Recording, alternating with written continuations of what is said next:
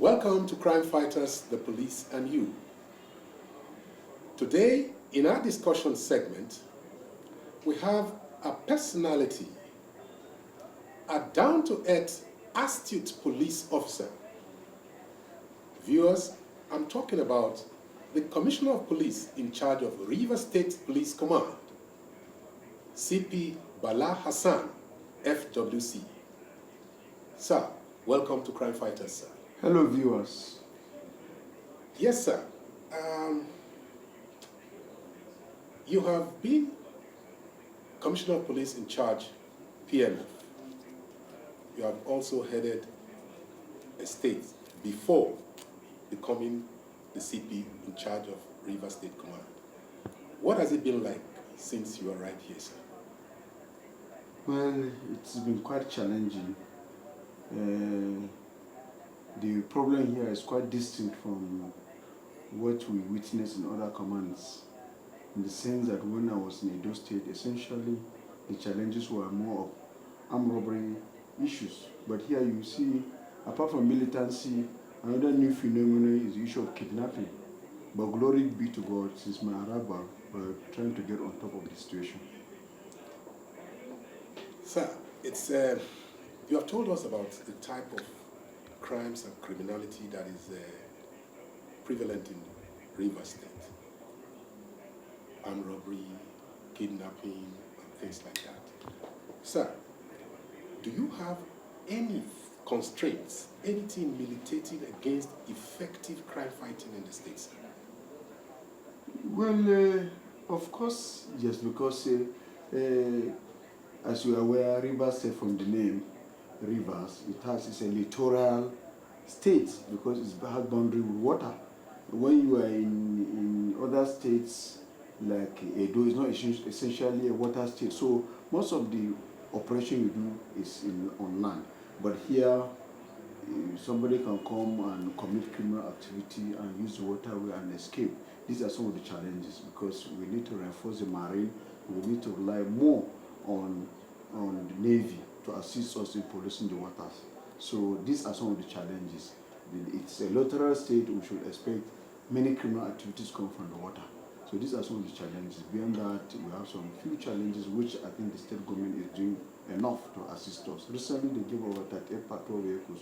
We're expecting more, but I'm sure they want to see how do we deploy this patrol vehicle. If we're achieving results, I'm sure they will give us more. Sir, you just beat me to it. I wanted to ask if there was the effective backup and support from the state government. Yes, the state government, I've been here, this is my third week, but in my second week, they released 38 patrol vehicles which we deployed to most of the streets in Port Harcourt. If you move around in the night, you will see them on 24-hour basis. The idea is to give the people the psychological feeling, that sense of security, and it has been giving us the desired effect. Like yesterday, we didn't record any incident of crime. No car was snatched, no robbery throughout the night. So this morning, we thank God that some of these things we put in place are yielding the desired results. It's gratifying to note, sir. Sir, but viewers would like to know, sir, armed robbery in the state, what are the proactive measures you have introduced since arrival to checkmate this? Well, what we did was to make sure that we boost what we call the incident duty room. We have a control room where we have officers, they stay there, they monitor what's happening in the command. But beyond coming to stay there for the night, we give them patrol vehicles. So every night, an incident duty officer will go around all the police stations, make sure that the men are not sleeping, and those on patrol, they are on patrol, vehicles are not kept at the station. And we'll continue to monitor them till 2 a.m. to see where they go, everything in place. So if there's any distress call about robbery, they will monitor, they will make sure that they go, and they make sure they do the right thing.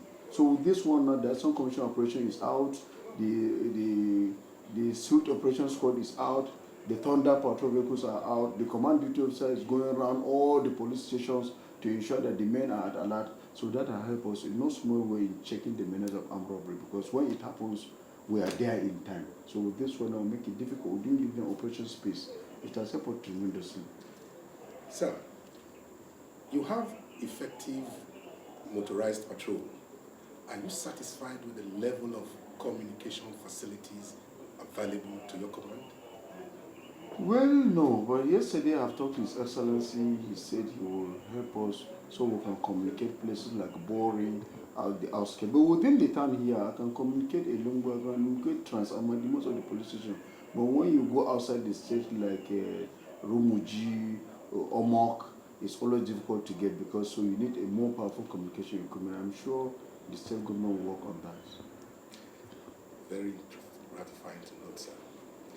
Now let's come to this particular crime that gives people the creeps, sleepless nights in this state, especially in the Niger Delta area, kidnapping, sir. You may not want to divulge all the strategies you have, but are you putting anything in place to minimize kidnapping or stop it completely? Yes. When I came on board, I created what I call anti-kidnapping units under my Criminal Intelligence Bureau.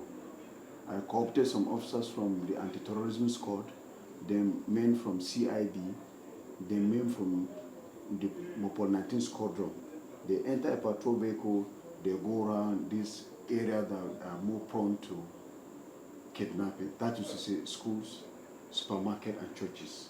We started this thing about 2 weeks ago, and we're getting some positive results. Like 3-4 days ago, we had an encounter with some of these kidnappers. One was killed and the one has been arrested. We will soon charge the one alive to court to determine his guilt or innocence by judicial means. Then similarly, about yesterday, another attempted kidnap was made in Okehi, whereby a young man connived with some people to come and kidnap his auntie, so that his elder brother, who his first cousin, who was a member of House of Assembly, could come and pay 20 million naira. We made arrests, and we are going to round up the whole gang, and they will appear in court by the time we finish the investigation by next week. So these strategies we have are yielding results, and beyond that, we are preparing what we call distress call pamphlets. We are going to prepare some pamphlets, about 50,000 pamphlets, distribute them to motor parks, local government areas, supermarkets.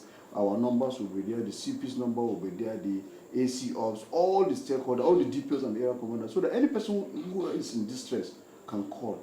It's one thing for one to be in problem, but people may not even know the number to call. So if the numbers are at your doorstep, they are in schools, they are everywhere. By the time you see the number, you can call the CP at 2 a.m. You will call the control room, or you can call the incident duty room, you can call the emergency room, you can call your DPO, and we have told DPO to open their telephone 24 hours, so that if they call you, you must respond.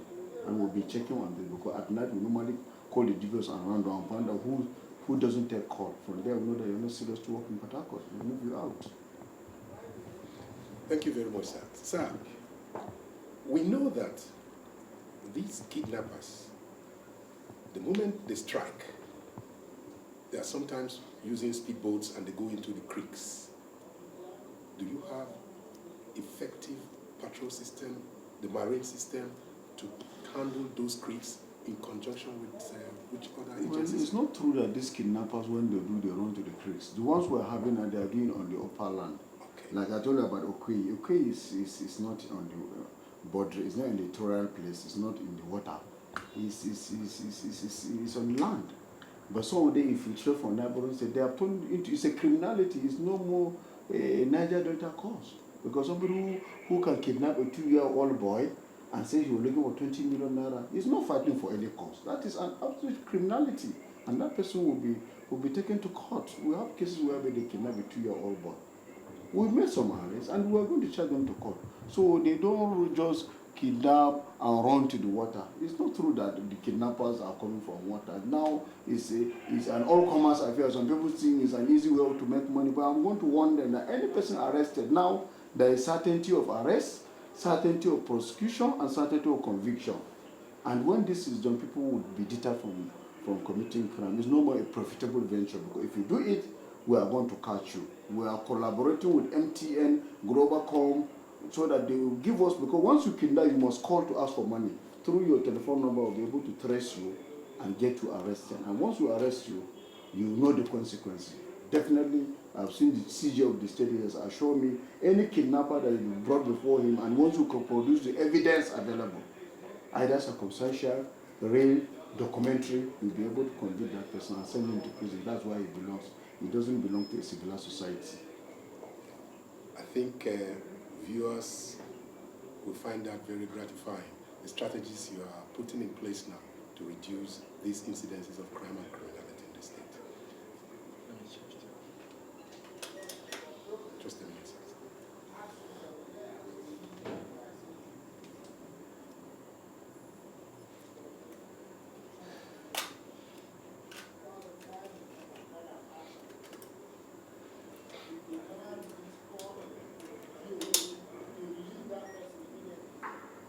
Okay. Yes, sorry for that break, sir. Sir, like I was saying, that viewers will be very pleased and they find it very gratifying to know the strategies you have put in place to deal with crimes and criminality in the state since you took over. And we hope that very soon they'll be sleeping with their two eyes closed. So now, I'd like to digress now to administrative issues from the Nigeria Police.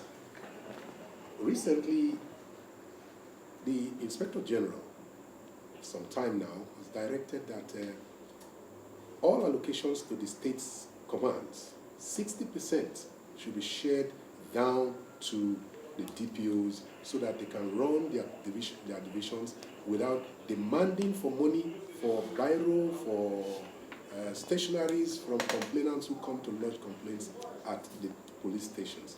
How far is this directive being implemented in your state, sir? Well, since I came, I cannot tell you I have done that because no money has come yet. But when I was CP Edo State, I implemented that into the letter. And I want to assure you when money comes, when IG gives instruction, you expect compliance. So we are going to comply with the instruction to the letter, and it will lead to the desired result. About 2-3 hours ago, I went to visit some of the police stations in my part of familiarization tour, and I told them, we don't expect you to go and extort money from the promoter or public to do your work. Whatever is due for you, I'm going to give you. I had that in mind that when money comes, I'm going to give them so that they will buy fuel. Before even the money comes, I learned the state government has given us some fuel in the fuel them. I told all I have what we call monitors. I have some motorcycles I put on the road to monitor traffic and crime. I number them monitor 1 up to 10 in strategic part of the city. I told them, okay, let them come here and be taking fuel from the fuel dump, so that when we get more fuel, we'll be able to give even the patrol, all the patrol vehicles, so that they don't need to put pressure on any person to go and look for money by other means that are not recognized by law to fuel the vehicles for patrol. So what to implement the later. That is very nice, sir. Furthermore, sir, the IG introduced something he called e-policing. That is electronic policing, hoping that putting strategy in place to ensure that by the end of this year, all policemen are computer literate. How far is this being pursued in River State, sir? Well, we are doing that in River State. Like you can see my laptop, I want to comply to so that I will not go far off. I just order, my laptop is here. They come here to, I am literate in computer, but there is no, I have to brush up myself to meet up the standard as approved by the IG. But most divisions, what they do, they get a consultant who comes and teach them. Like Borokiri division, I have a letter from them asking for permission to use the consultant to teach the men of that division, which is okay because we don't expect to bring everybody to this headquarters for. So we will do it at the divisional level, and they have started and it's yielded the desired result. So we want everybody to be computer literate as directed by the IG, and it will help us a lot. It will minimize having to use our muscle power to control crime. We should use, as other people are using, electronic means as suggested by the IG. Thank you very much, sir. Next, I will want to ask this question. When we enter police stations, we see bold banners screaming, "Bail is free." But members of the public, citizens, are still complaining that they are still being made to pay for bail, and that little extortions are being made from them at the police stations.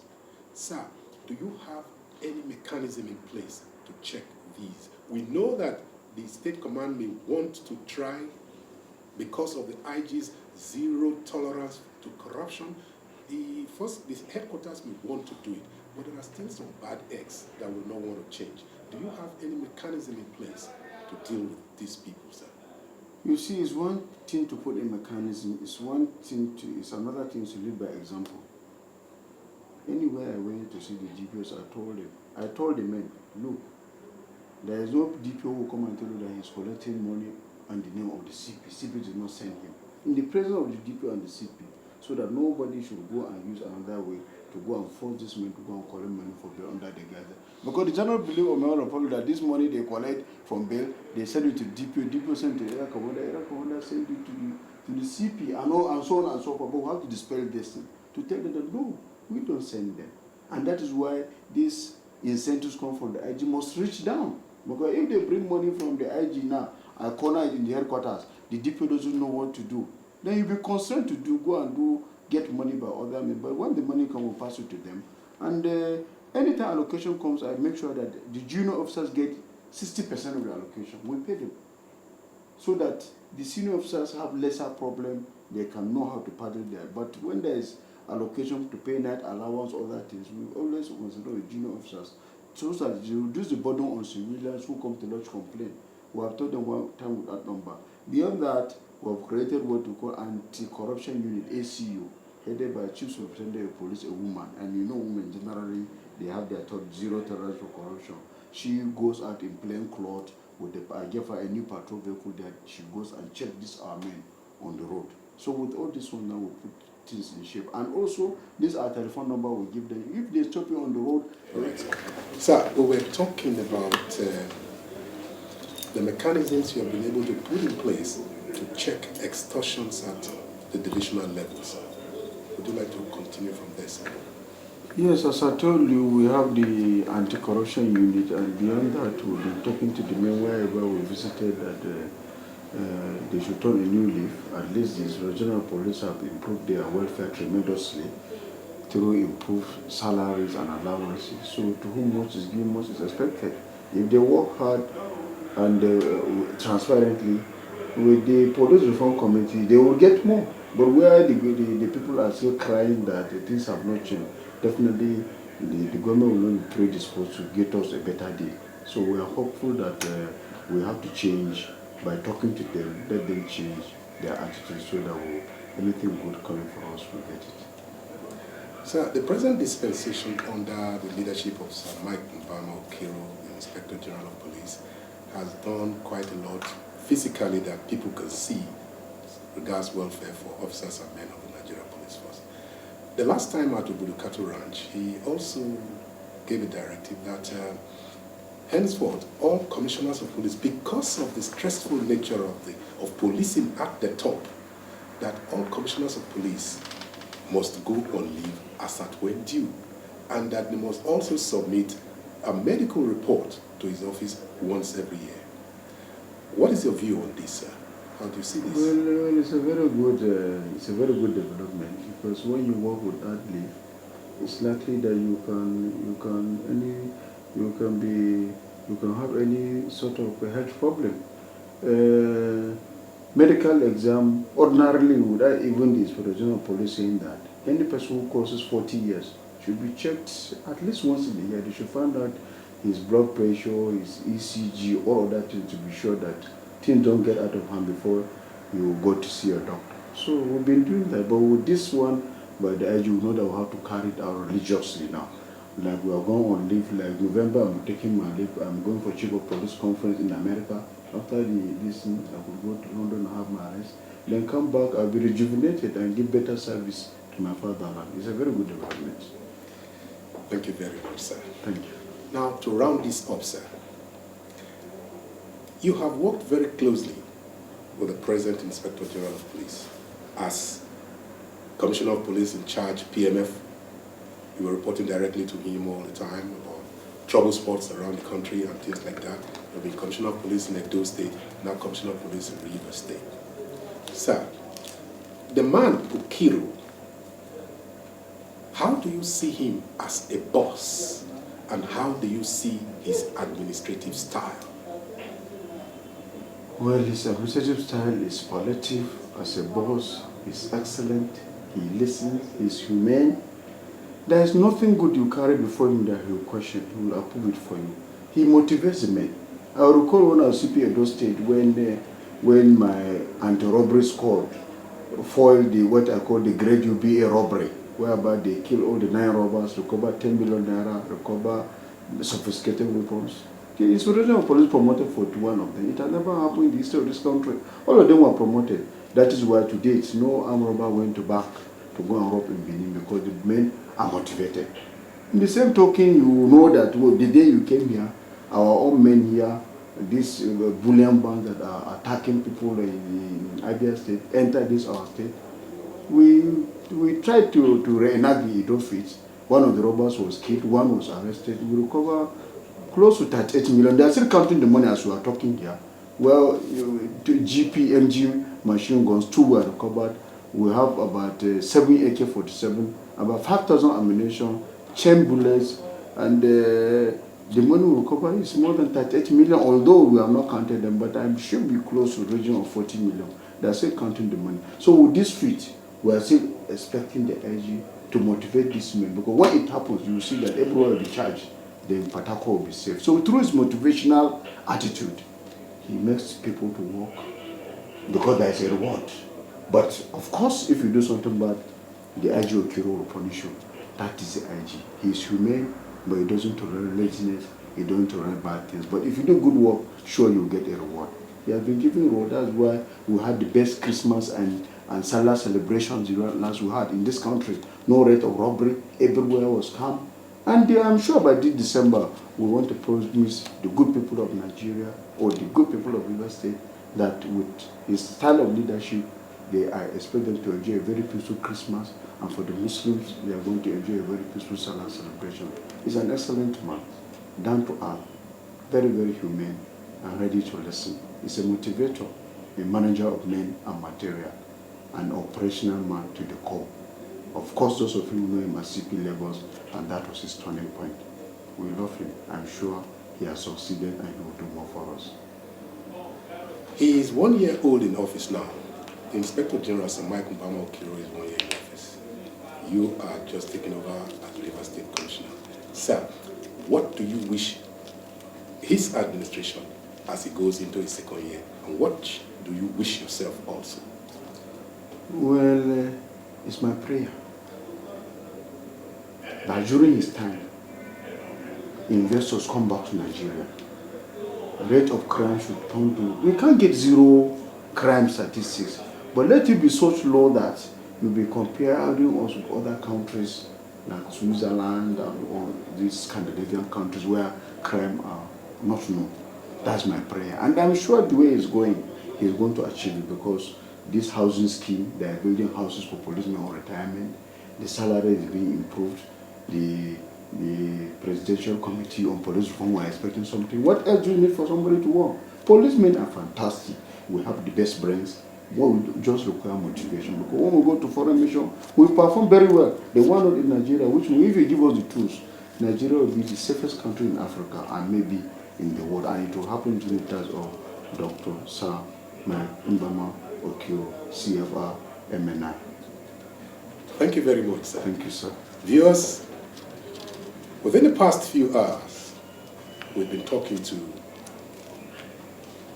CP Bala Hassan, FWC, Commissioner of Police in charge, River State Police Command.